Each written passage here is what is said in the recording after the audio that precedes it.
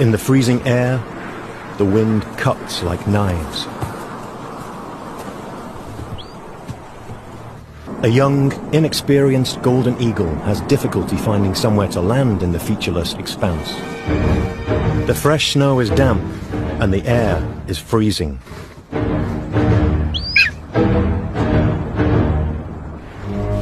More snow collects in the eagle's feathers with each failed attempt to land.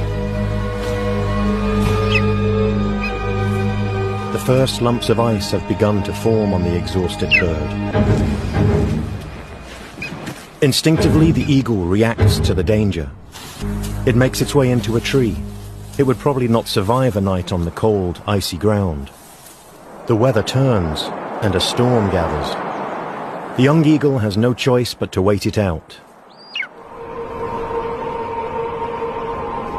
Golden eagles can usually withstand temperatures down to -30 degrees Celsius, thanks to their layers of downy feathers. Unfortunately, the ice in its outer feathers and the harsh weather conditions prove extremely challenging for the